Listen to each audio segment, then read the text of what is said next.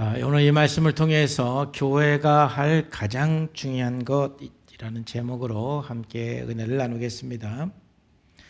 교회는 하나님께서 분명한 목적을 가지고 세우신 특별한 공동체입니다. 지난주 말씀드린 것처럼 교회는 그리스도의 몸으로서 병원 역할을 잘 감당해야 되는 그러한 공동체입니다. 아울러서 또 교회는 하나님께서 주신 귀한 사명들이 있는데 그 사명을 완수해야 되는 그러한 책임이 있는 공동체이기도 합니다. 자, 그러면 교회를 하나님께서 어떤 목적을 가지고 세우셨는가? 여러분, 교회가 해야 되는 중요한 일들은 굉장히 많이 있습니다. 예배를 드리는 것도 중요한 일이고, 선교하는 것, 구제하는 것, 봉사하는 것, 교육하는 것, 또 한 영혼 한 영혼 돌보는 것, 이게 다 교회가 해야 되는 굉장히 중요한 일입니다. 자, 그런데 가장 중요한 게 뭐냐? 이게 항상 중요합니다. 왜냐하면 우리가 해야 될 일이 여러 가지가 있는데 가장 중요한 것을 놓치면 다 놓치는 거예요. 우리 인생이 마찬가지입니다. 여러분의 인생에서 해야 할 일들이 굉장히 많고 꼭 해야 되는 중요한 일들이 많은데, 그런데 그 중에서도 가장 중요한 게 있어요. 항상 가장 중요한 것을 먼저 붙들고 그리고 그 다음의 것들을 해나가야 지혜로운 인생인 것이죠. 근데 가장 중요한 거 빼놓고 나머지 열심히 하면은 그 열심이 헛될 수가 있는 것입니다. 그래서 사람들은 이 가장 중요한 게 뭐냐, 다 자기의 생각에 따라서 이게 가장 중요한 거 아니냐, 좀 그렇게 신앙생활하는 분이 있어요. 어떤 사람은 그 예배가 가장 중요한 거 아니냐, 선교가 가장 중요한 거 아니냐, 구제가 가장 중요한 거 아니냐, 또 교육이 가장 중요한 거 아니냐. 그러면 그 가장 중요한 것이 틀리기 때문에 서로 그것 때문에 갈등이 생길 수가 있는 거예요, 교회에서는. 그래서 우리는 신앙생활하면서 예수님께서 교회가 해야 될 가장 중요한 것이 무엇인가, 여기에 우리는 같이 동의를 하고 항상 교회는 거기에 초점을 맞춰서 우리가 사명을 감당해 내야 되는 것입니다. 자, 그러면 사람들마다 여러 가지 의견이 있겠지만은 예수님께서 가장 중요한 것을 말씀한 것은 무엇이냐면은 바로 제자 삼는 것입니다. 교회가 해야 될 가장 중요한 것, 영혼 구원에서 제자 삼는 것, 우리가 제자가 되고 제자 삼는 것, 이것이 예수님께서 교회가 해야 될 가장 중요한 거라고 말씀하셨어요.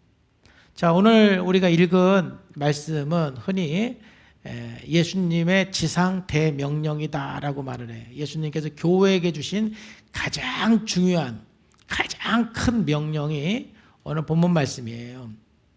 근데 특별히 오늘 마태복음 28장 16절에서 20절까지 보면은 16절에 보면은 예수님께서 십자가에 죽으시고 부활하신 후에 11 제자에게 말씀하신 것입니다. 지금 이 상황이 어떤 상황이냐면, 이제 예수님께서 승천하시고 성령님께서 오셔서 교회가 최초로 교회가 세워지기 바로 직전이에요. 엄밀히 말하면 약 보름 전이에요. 보름 전. 이제 한 보름 후면 하나님의 경륜 속에는 이제 하나님께서 그동안 계획했던 교회가 탄생하는 것이고, 바로 그 이 11 제자는 바로 그 교회의 지도자가 되는 것입니다. 그럼 교회가 세워지기 바로 전에 그런 11 제자에게 예수님께서 하신 말씀은 무엇이냐면은 바로 19절, 20절 말씀이죠. 그러므로 너희는 가서 모든 민족으로 제자를 삼아 아버지와 아들과 성령의 이름으로 침례를 베풀고 내가 너에게 분부한 모든 것을 가르쳐 지키게 하라 그랬습니다. 여러분들이 몇 번 설명을 드린 것처럼 우리나라 성경에서는 4가지의 동사가 나오죠. 가라, 제자를 삼아라, 침례를 베풀어라, 가르쳐 지키게 하라. 4가지의 명령이 나오는데, 헬라어에는 제자를 삼아라 이것만 명령, 본동사이고, 가라, 침례 베풀어라, 가르쳐 지키게 하라, 이것은 분사입니다. 분사. 그러니까 분사는 동사를 꾸며주는 거잖아요. 그러니까 가서 제자를 삼아라, 침례를 베풀면서 제자를 삼아라, 또 가르쳐 지키게 하면서 제자를 삼아라. 이렇게 말씀하신 거예요. 그러니까 예수님께서 11제자에게 말씀하신 것, 명령하신 것, 또 이제 교회에게 명령하신 가장 큰 명령은 뭐냐면은 제자 삼아라. 그러니까 교회가 해야 되는 가장 중요한 일은 제자가 되는 것, 그리고 제자를 삼는 것.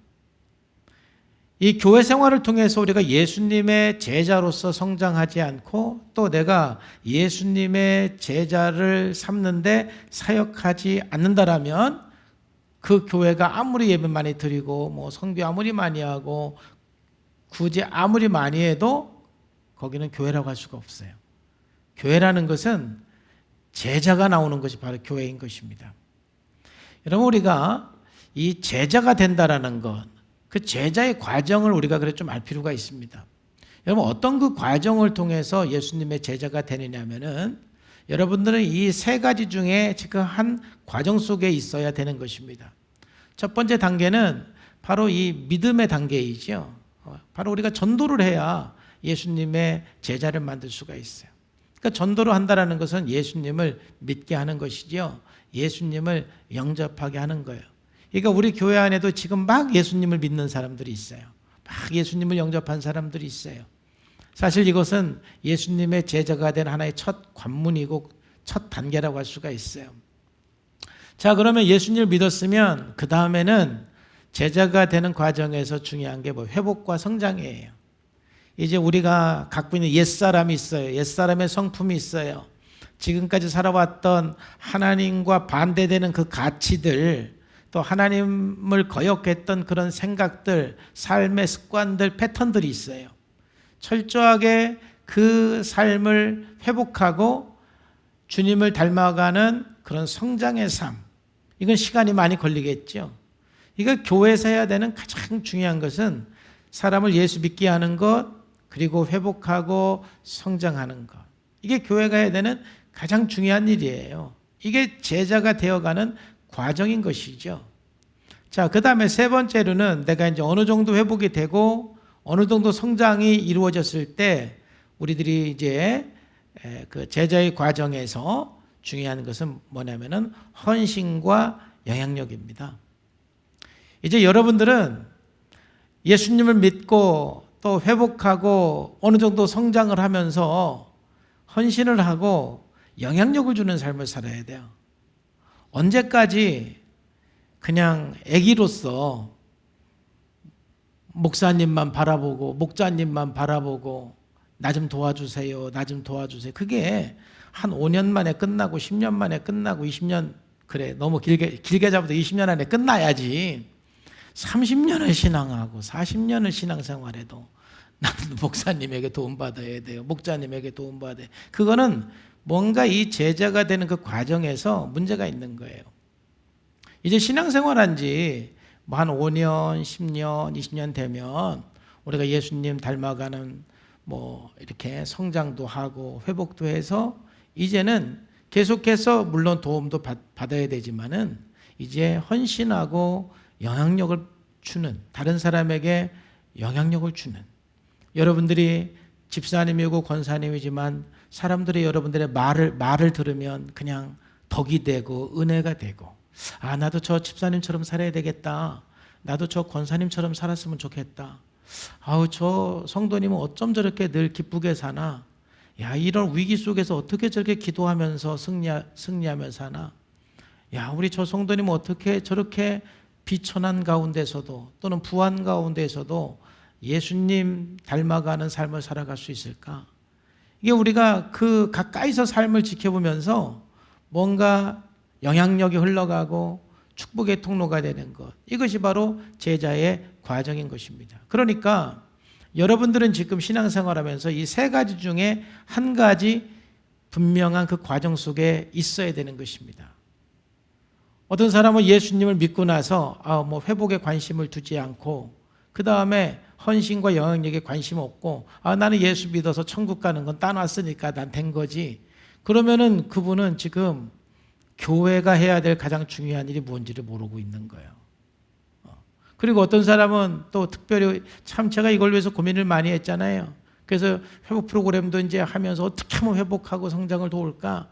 정말 어찌 보면은 정말 눈물 나는 그 기도와 또 참 노력 끝에 하나님께서 주신 지혜를 가지고 프로그램도 진행을 해요.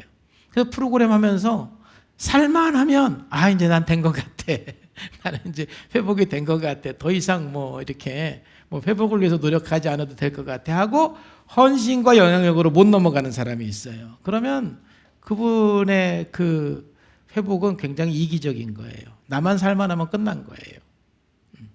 여러분, 교회가 존재해야 되는 이유는 바로 제자가 되는 것이고 제자를 삼는 거예요. 여러분, 지금 어떤 그 과정에 있든 여러분들이 혹시 회복과 성장의 그 과정에 있는 사람은 여러분의 그 회복과 성장을 통해서 헌신과 영향을 주는 그 단계까지 나가야 될 줄로 믿습니다. 그리고 또 헌신과 영향의 단계에 가면 또 많은 사람들 전도해야 돼요. 전도하면서 또 회복하고 이게 계속 이 사이클이 돌아갈 때 그게 진짜 교회인 것이고 하나님이 기뻐하는 교회인 거예요. 그래서 사도 바울도 골로새서 1장 28절 29절에도 보면은 이 세 가지를 적절하게 잘 설명을 했어요. 우리가 그를 전파하여 각 사람을 권하고, 먼저 전파를 해야 돼요. 전도해야 돼요. 이게 교회의 존재 목적이에요. 그 다음에 모든 지혜로 각 사람을 가르쳐야 돼요. 그리고 각 사람을 그리스도 안에서 완전한 자로 세워야 돼요. 이게 회복과 성장이지요. 교회는 이 일을 하는 거예요. 계속해서 가르치고 또 계속해서 함께 연결되고 나누면서 서로 완전한 사람으로 세워가는 거예요. 그러면서 29절 말씀에 이를 위하여 나도 내 속에서 능력으로 역사하시니 역사를 따라 힘을 다하여 뭐한다? 수고한다. 이제 영향력을 주는, 사도 바울은 영향력을 주는 삶을 살잖아요. 제자를 삼는 삶을 살잖아요. 그러니까 이 28절에서 29절 보면 이 말씀 자체가 교회의 존재 목적이고 우리가 신앙생활하는 목적이고 우리가 교회를 다니는 목적인 것입니다. 그렇기 때문에 여러분들이 신앙생활하면서 예배 한번 드리고 나는 예배 드렸으니까 그리스도인으로서 할 일 다 한 거야. 또는 교회 다니면서 착한 일 조금 하고 나는 교회 다니면서 착한 일 조금 했으니까 나는 할 일 다 한 거야. 그거는 여러분 교회 생활하는 게 아니에요. 교회의 본질은 전도하는 것이고 회복하고 성장하는 것이고 헌신과 영향력을 통해서 다른 사람을 살려주는 것, 제자를 삼는 것, 그것이 교회가 해야 되는 가장 중요한 일인 것입니다.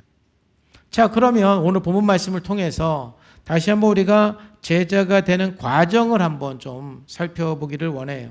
저는 이번 말씀을 준비하면서 예수님께서 우리들에게 주신 이 대사명, 이 말씀을 묵상하면서 뭔가 이게 하나의 제자가 되어가는 하나의 과정이구나, 이런 어떤 깨달음이 와서 제자가 되어가는 과정을 좀 전에 간단하게 설명을 드렸지만은 정말 우리가 한번 좀 구체적으로 살펴보기를 원해요. 많은 사람들이 제자를 삼는 과정, 또 내가 제자가 되는 그 과정은 첫 번째가 가는 것입니다. 가라. 근데 여러분, 제가 요즘에 굉장히 좋아하는 말인데, 하나님께서, 예수님께서 우리를 향해서 세상으로 나가라고 말씀하셨을 때는 그 목적이 무엇입니까? 바로 그 만남과 연결인 것입니다. 요즘에 참 제가 좋아하는 말이에요. 누군가에게 우리가 찾아가서 전도한다라는 것은 참 만남과 참 연결이 될 때 거기서 전도가 되는 거예요.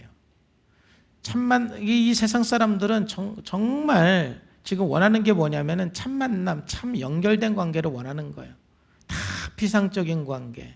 서로 가면을 쓰고 그냥 적당히 아무 문제가 없는 것처럼 그렇게 이야기하는 그런 그 관계들. 굉장히 친한 것 같지만 뒤돌아서면 허전하고 허무하고 공허한 그런 그 관계들이에요. 세상의 모든 사람들의 그 마음 깊은 곳에는 이런 참 연결, 참 만남을 그리워하고 있고 기대하고 있어요. 예수님께서 우리 그리스도인들에게 세상에 가라, 이 말은 뭔가에 가서 참 만남이 이루어지고 참 연결이 되기를 주님께서는 원하는 거예요. 여러분, 그럼 우리가 참 만남과 참 연결, 여러분들이 누구인가에게 가서 쉽게 말해서 오늘 예수 안 믿는 남편에게 가서 예수 안 믿는 또 아직 신앙이 없는 여러분 자녀들에게 가서 참 만남이 이루어지기 위해서는 어떤 것들이 필요할까요? 첫 번째, 참 만남이 이루어지기 위해서는 먼저 들어주는 게 참 만남이에요. 들어주지 않으면 만남이 아니에요. 저는 우리 예수 믿는 사람들이 세상 사람들이 하는 이야기들을 들어주셔야 돼요. 그들의 아픔, 그들의 눈물, 그들의 고통, 그들의 신음소리, 그들의 억울한, 그들의 어떤 피해, 이걸 우리가 좀 들어줘야 돼요. 들어줘야 돼요. 그 들어주면서 그들과의 참 만남, 참 연결이 돼야 돼요. 우리 교회가 이제 조금 더 성장하고 안정이 되면은, 좀 더 이렇게 성장하면은, 어제 저희 형님도 그런 얘기를 하던데, 제가 많이 관심을 갖는 영역 중에 하나가 다문화 가정 자녀들이에요.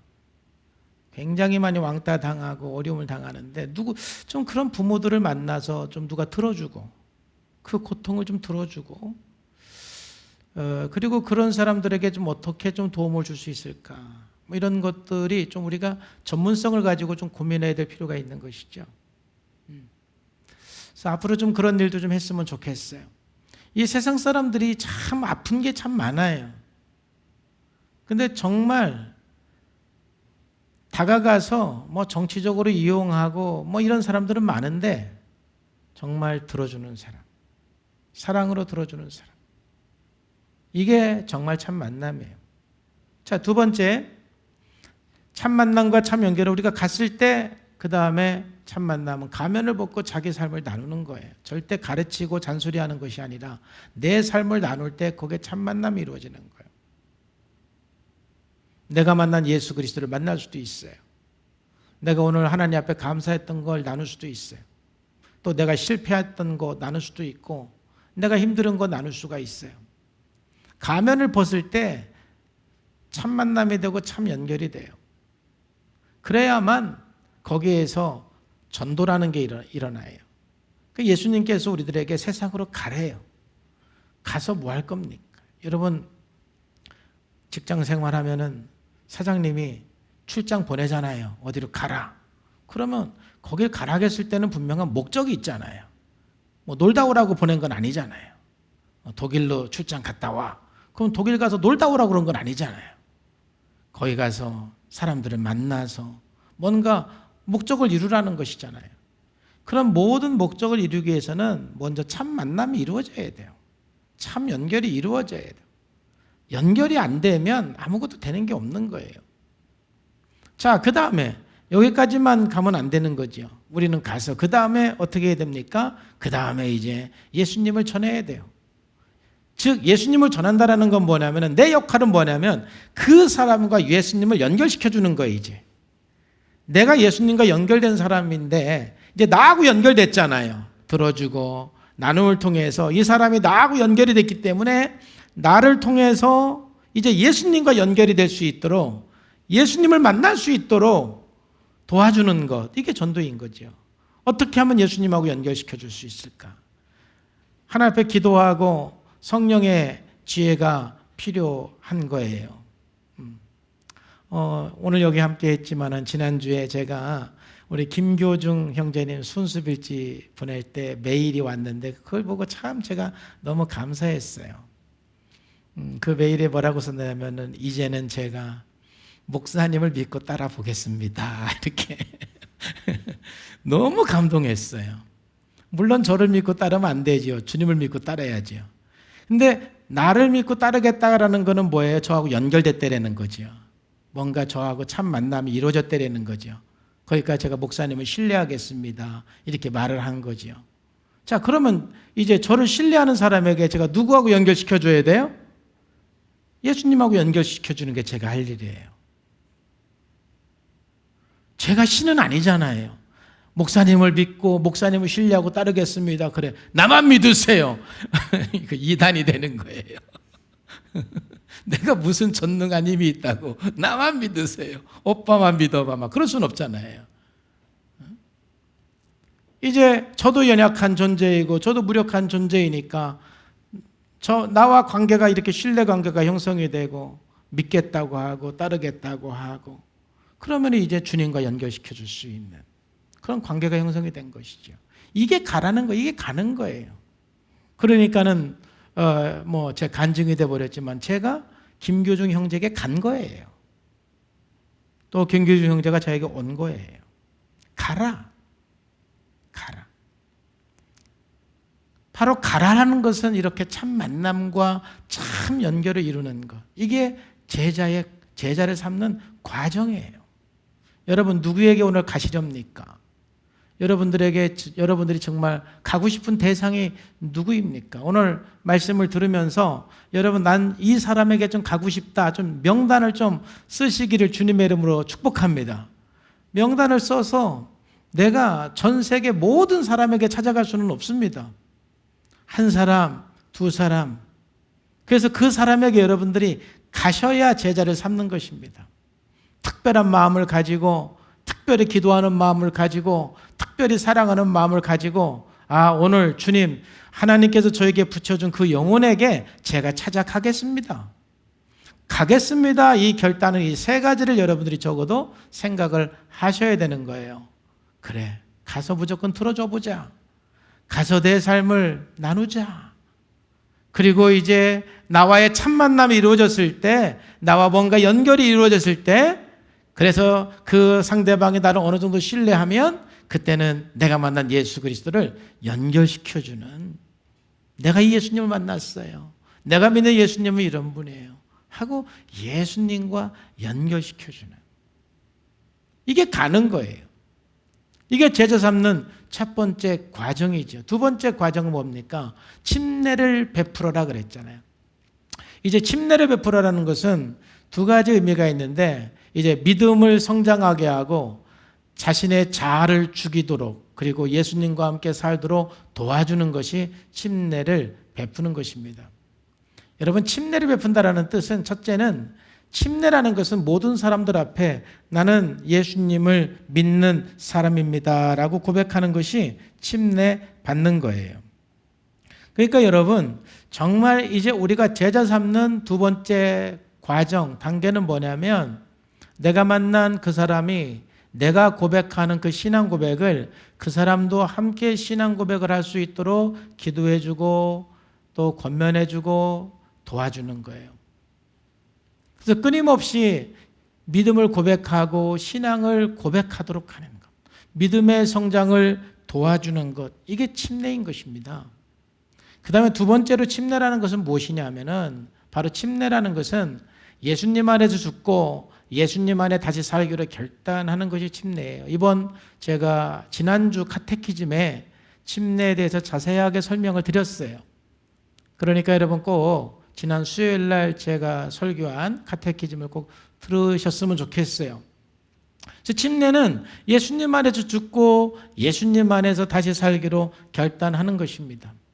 그래서 예수님의 제자를 삼는 그 과정에서는 우리가 함께 옛사람에 대해서 죽고 새 사람으로 살도록 함께 도와주고 함께 기도하고 함께 권면하고 때로는 직면하고 내 삶을 보여주고, 그러면서 내 옛사람이 죽고 새 사람으로 살 수 있도록 우리가 함께 돕는 거예요.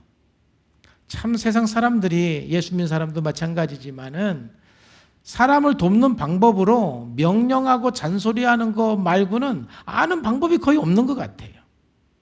내가 우리 자녀를 좀 도와줘야 되겠다. 또 우리 남편이 신앙이 없는데 이제 믿음은 가졌지만 보니까 우리 남편은 믿음은 있는데 신앙이 너무 없어요. 자, 그러면 이제 2단계 과정으로 가야 되는데, 근데 거기서 할 줄 아는 게 잔소리밖에 없어요.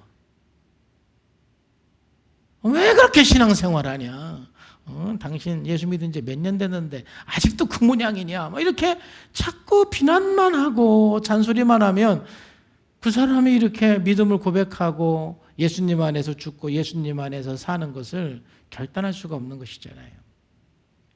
참 이 동실성물이라고 그래서 제가 요즘에 프로그램 하면서 기쁜 것 중에 하나는 금요일 반에서 이 아내들이 변하면서 남편들이 변하는 일들이 지금 많이 일어나고 있어요.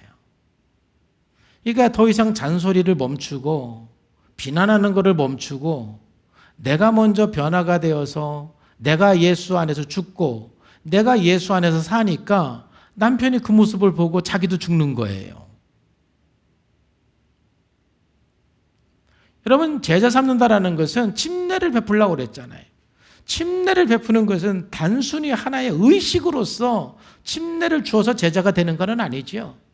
침례의 의미를 알고 살아갈 수 있도록 함께 우리가 돕는 것이 제자 삼는 것이고, 또 여러분들이 예수님의 제자가 된다는 것은 바로 침례받은 사람으로서 날마다 신앙 고백이 있고 예수님 안에서 죽고 예수님 안에서 다시 살기로 결단함으로써 우리가 예수님의 제자가 되는 거예요. 그래서 로마서 6장 4절 말씀에 보면은 침례 의미가 예수님과 함께 죽고 예수님과 함께 사는 것을 우리에게 말씀해 주죠. 그러므로 우리가 그의 죽으심과 합하여 침례를 받음으로 그와 함께 장사되었나니 이는 아버지의 영광으로 말미암아 그리스도를 죽은 자 가운데서 살리심과 같이 우리로 또한 새 생명 가운데 행하게 하려 함이니라. 침례는 뭐냐? 그와 함께 장사되었다. 예수님과 함께 죽는 거예요. 우리 옛사람이 죽어야 돼요. 우리 자아의 본성이 죽어야 돼요. 내 자아가 죽어야 돼요. 내 자아는요, 굉장히 여러 상황에서 불안하기도 하고 분노가 일어나고 내 마음대로 안 됐을 때 짜증이 나고 내 자아는요, 온통 내 인생을 시끄럽게 만들어놔요. 내 인생을 얼마나 흔들어 놓는지 몰라요. 내 옛자아가. 그 자아를 죽여야 돼요. 그러면 죽으면 끝나냐? 그게 아니지요. 그리스도를 죽은 자 가운데서 살리신 것 같이 우리를 또한 새 생명 가운데 행하게 하려 함이니라. 이제 부활하신 주님과 함께 사는 것, 이게 침례의 의미인 것입니다. 그러니까 우리가 제자 삼는 그 과정은 끊임없이 신앙 고백과 함께 옛사람에 대해서 죽고 새사람에 대해서 사는 그 훈련, 그리고 여러분 가정 안에서 교회 안에서 여러분들을 통해서 예수님과 연결된 사람에게 계속해서 이런 신앙 고백과 함께 자기 자신을 죽이도록 또 주님과 함께 살아가도록 우리 교회에서 가장 효과적으로 그걸 하고 있는 게 프로그램이고 그리고 12단계인 것입니다. 날마다 죄에 대해서 죽고 새 사람을 입어서 새 생활을 할 수 있도록 구체적으로 훈련하는 것이 12단계예요. 그러니까 우리 교인들은 전부 다가 12단계 박사가 되셔야 돼. 할렐루야. 아이, 담임 목사가 12단계 박사인데 우리 교인들도 그러면 12단계 석사는 돼야 될 거 아니에요? 너무 몰라. 어떤 때는 그렇게 많이 가르쳤는데도. 그래서 더 가르쳐야 되겠구나. 더 가르쳐야 돼. 배우긴 배웠는데 부분만 기억을 해갖고 오해하고 있는 분들이 또 많더라고. 이렇게 얘기를 들어보면은. 저게 12단계가 아닌데. 여러분들이 좀 12단계에 대해서 계속해서 좀 들여다보면서 정말 우리가 예수님의 제자가 되고 제자를 삼기 위해서 옛사람에 대해 죽고 새사람으로 살아가는 방법을 우리가 계속 의식하고 사셔야 돼요. 그래서 사도 바울도 갈라디아서 2장 20절에 정말 이게 가장 우리들이 예수님의 제자로서 사는 우리의 삶이 아니겠습니까? 내가 그리스도와 함께 십자가에 못 박혔나니 그런즉 이제는 내가 사는 것이 아니요 오직 내 안에 그리스도께서 사시는 것이라. 이제 내가 육체 가운데 사는 것은 나를 사랑하사 나를 위하여 자기 자신을 버리신 하나님의 아들을 믿는 믿음 안에서 사는 것이라. 그러면 제자는 철저하게 나는 죽고 예수님으로 사는 것입니다. 이 훈련을 스스로 하는 것이 제자가 되는 것이고 이렇게 살아가도록 누군가를 위해서 기도해주고 권면해주고 함께 도와주는 것이 제자 삼는 것입니다. 자, 세 번째로 제자 삼는 그 과정의 세 번째 단계는 뭐냐면 이제는 가르쳐 지키게 하는 것입니다. 여러분, 내가 옛사람에 대해 죽고 새사람을 입어서 살아가는 것, 이게 영성이라면 우리 그리스도인은요 하나님의 말씀으로 무장돼야 돼요. 하나님의 말씀이 너무 없으면 제자로서 살아가는 데 있어서 한계를 경험합니다. 그래서 우리 교회는 하루에 5장씩 꼭 성경을 읽으라고 그래요. 그래서 우리 교회 프로그램대로 성경을 읽으면 1년에 구약 성경 1번, 신약 성경 3번을 읽게 돼요. 그리고 새벽 예배에 참여를 하면은 이제 한 장씩 매일매일 그래도 묵상을 하게 돼요. 하나님의 말씀을 여러분들이 좀 아셔야 돼요. 교회는 부지런히 말씀을 가르쳐야 돼요. 근데 여기서 중요한 건 뭐예요? 가르치기만 하는 게 아니라 지키게 하라. 모든 것을 가르쳐 지키게 하라. 이 말은 하나님을 아는 지식과 삶이 하나가 되도록 하는 것이 예수님의 제자가 되는 거예요. 이 과정이 여러분 시간이 걸리지요. 하나님을 아는 것, 말씀을 아는 것과 내 삶이 하나가 되도록. 말씀 따로 내 삶 따로 되면은 참 그것도 힘들어요. 그런 사람들이 하는 말은 아유 목사님 성경 아니까 힘들어요. 성경 아니까 불편해요. 성경 몰랐을 때가 참 좋았어요. 할렐루야. 근데 성경은 아는데 삶이 안 되는 거다. 삶이. 괴로운 것이죠. 그 괴로운 과정이 우리들에게는 필요한 거예요. 그러니까 제자 삼는 그 과정에서 중요한 것은 가르쳐서 지키게 하는 것, 즉 하나님을 아는 지식과 삶이 일치가 되는 것. 그렇죠? 그래서 에베소서 4장 13절에 우리 다 같이 한번 읽어볼까요? 시작. 우리가 다 하나님의 아들을 믿는 것과 아는 일에 하나가 되어 온전한 사람을 이루어 그리스도의 장성한 분량에 충만한 데까지 이른다. 그래서 믿는 것과 아는 일에 하나가 된다는 것은 정말 우리가 그리스도인으로서 살아가는 것과 아는 것이 하나가 되는 것을 말하는 거예요. 그래서 우리는 끊임없이 성경을 읽고 할 수 있으면 여러분 주일날 제 설교를 한번 들었으면 주중에 제 설교를 한 번 정도 더 들었으면 좋겠어요. 왜냐하면 믿음은 들음에서 나고 자꾸 들으면서 우리가 실천할 수 있는 힘도 생기는 거예요. 그래서 끊임없이 우리의 목표는 뭐냐면은 우리가 성경을 알아가고 설교를 들어가면서 그 삶과 내가 하나가 되고 일치가 될 수 있도록 우리가 훈련하고 그걸 돕는 것, 이게 제자 삼는 거예요. 그러니까 교회가 하는 일이 그거예요. 먼저 믿은 사람들이 해야 되는 일이 정말 이것입니다. 예수님께서 가르쳐 주신 말씀 중에 여러 가지 보고 싶지만 한 가지만 보면은 예수님께서 우리들에게 가장 강조한 삶이 하나님을 사랑하고 이웃을 사랑하는 거예요. 여러분, 정말 이 말씀과 여러분의 삶이 일치가 되는 삶이 되기를 주님의 이름으로 축복합니다. 그러기 위해서 끊임없이 우리들은 어떻게 사는 것이 하나님을 사랑하는 것인가, 어떻게 사는 것이 이웃을 사랑하는 것인가, 이러한 방법도 끊임없이 배워야 돼요. 바로 제자가 된다라는 것은 말씀을 아는 것과 사는 것이 일치가 되고 하나가 되는 삶.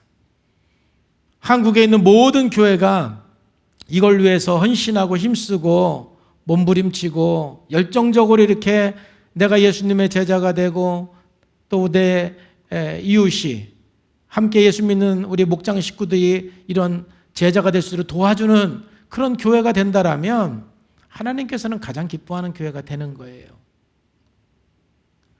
네 번째로 이제 드디어 제자 삼아라. 이제는 1번에서 3번까지는 내가 하면서 동시에 또 내가 그렇게 실천하면서 다른 사람을 돕는 것이 제자 삼는 과정이죠. 이제 네 번째로 예수님께서 명령하신 거예요. 이렇게 하면서 제자를 삼아라. 우리는 이제는 정말 헌신해야 돼요. 사역해야 돼. 영향력을 줘야 돼. 할렐루야. 끊임없이 우리 스스로가 가서 침례를 베풀면서 내 스스로가 가르쳐 지키면서 누군가에게 저런 삶을 살도록 영향력을 주는 제자를 삼아야 하는 것입니다. 제가 여러분들에게 강조하고 싶은 것은 정말 신앙생활하면서 관중석에 있지 말고 경기장 안에 있어야 되는 거예요. 우리가 경기장 안에 있는 사람은 뭐예요? 저 네 가지에서 치열하게 항상 자기 삶을 저 네 가지 과정 속에 두는 겁니다. 치열하게. 선수입니다. 근데 관중석에 있는 사람은 목사님이 저거 잘하나 못하나 지켜보는 거고요. 우리 교회 목자들이 잘하나 못하나 지켜보는 게 관중석이죠. 세상 가장 편한 게 관중석에 앉아 있는 거예요. 요즘에 또 올림픽 시작했죠. 관중석에 앉아서 지켜보는 게 제일 좋습니다. 그래서 금메달 따면 기쁘죠. 근데 우리나라는 은메달만 따도 욕 먹어. 또 예선 떨어지면 욕 바가지로 먹어. 이번에 전 보지도 못했지만 우리나라 축구가 뉴질랜드에게 1대0으로 졌더만요. 질 수도 있는 거지. 관중석에 있으면은요, 그냥 완전 다 그냥 선수들 다 죽입니다. 그게 관중석의 무서움이에요. 근데 교회 생활을 여러분들이 관중석에 앉아 있으면 어떻게 하겠어요? 관중석에 있는 사람은 가라, 진리를 불라, 가르쳐 지키게 하라, 제자를 삼아라. 자기는 관계가 없어요. 관중석에 있어요. 그러니까 이 교인들을 경기장에서 관중석으로 몰아낸 게 중세시대입니다. 초대교회는 모든 성도가 사역자로서 저 일을 했어요. 경기장 안에서 다 선수였는데 중세시대부터 교인들은 관중석으로 밀어내고 사제들 중심으로 교회가 운영된 거죠. 그러니까 이제 제2의 종교개혁은 관중석에 있는 성도들을 전부 경기장 안으로 끌어오는 것이 제2의 종교개혁인 거예요. 관중석에 있는 사람은 늘 평가하고 탓하고 책임을 회피해요. 경기장 안에 있는 사람은 자기 경기에 집중하기 때문에 다른 사람이 뭘 어떻게 하는지 볼 수도 없어요. 저도 이제 운동 경기를 저도 관중석에서 구경하는 거 좋아하거든요. 운동은. 그럼 이제 못하는 사람이 있으면 나도 모르게 이렇게 평가하고 탓하고 그러잖아요. 근데 선수들은 보면 괜찮아 하면 전부 격려하면서 하는 거 실수해도. 근데 이제 만약 팀이 못하는 사람에게 비난하기 시작하면 그 팀은 그냥 끝나버린 거예요. 그 팀 자체는. 가끔 그런 팀이 있어요. 같이 배구 같이 하다가 하나가 실수하니까 째려보고 이제 그러면 그 팀은 끝난 거야. 근데 실수해도 괜찮아. 잘했어. 다시 하자. 이게 경기장 안에 있는 사람들이에요. 제가 오늘 강조하고 싶은 것은 교회가 해야 되는 가장 중요한 건 다른 거 아니에요. 예수님의 제자가 되고 제자를 삼는 거예요. 그러기 위해서 가야 돼요. 침례를 베풀어야 돼요. 가르쳐 지켜야 돼요. 제자를 삼는 헌신과 사역과 영향력을 줘야 돼요. 이 네 가지 중에 우리는 끊임없이 이 사이클을 돌아가면서 그 경기장 안에서 정말 땀 흘려서 사역하고 헌신하고 순종하는 우리 성산의 모든 성도님들 되기를 주님의 이름으로 축복합니다. 그래서 마지막으로 한 가지만 권면하고 마치겠습니다. 우리 교회 가정교회는 바로 이러한 교회가 되기를 저는 간절히 소원합니다. 정말 여러분 가정교회가 영혼을 구원해서 제자 삼는 그 필드가 되기를 바라요. 거기에 구경꾼이 없기를 바라요. 관중이 없기를 바라요. 다 같이 경기장 안에서 같이 제자가 되고 같이 제자를 삼기 위해서 뛰는 선수들. 목자님은 주장이에요. 주장을 중심으로 해가지고 같이 예수님의 제자가 될 수 있도록 뛰는 바로 그것이 목장인 것입니다. 그래서 에베소 4장 15절 16절 이 말씀 읽고 오늘 마치도록 하겠습니다.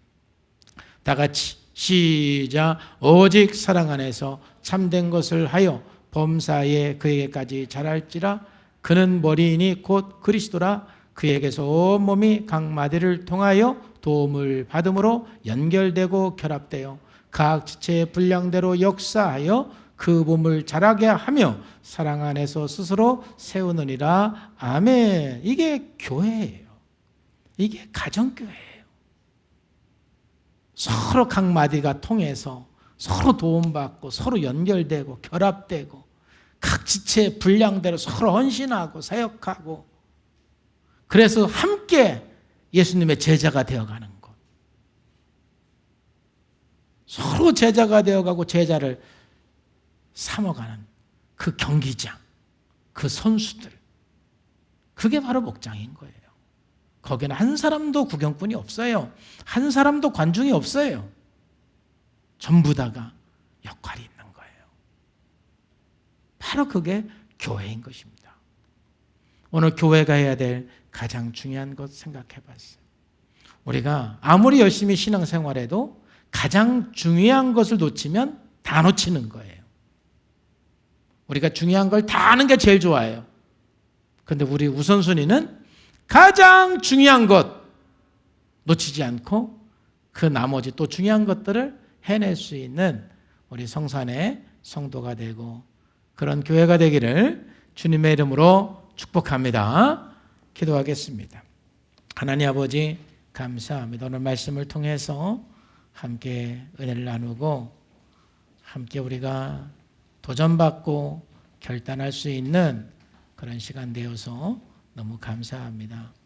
거룩하신 아버지 하나님, 정말 우리 교회가 가장 중요한 것을 놓치지 않는 그런 교회가 되게 하여 주옵소서.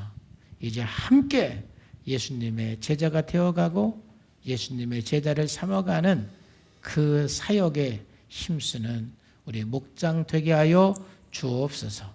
예수님의 이름으로 감사하며 기도하옵나이다. 아멘.